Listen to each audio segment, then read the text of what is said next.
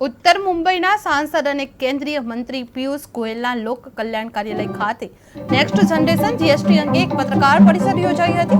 પત્રકાર પરિષદનું આયોજન કાંદિવલી પૂર્વના ધારાસભ્ય અતુલ ભટકલકરે કર્યું હતું, જેમણે જીએસટી સુધારાને કારણે બજારમાં આવતા સસ્તા માલ વિશે વિગતવાર માહિતી આપી હતી।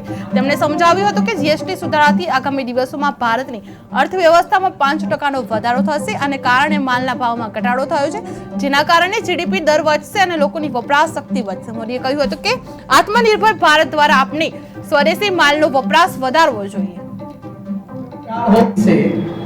पूरे देश में जीएसटी रिफॉर्म 2 ये प्रत्यक्ष रूप में अमल होने को शुरुआत हुआ।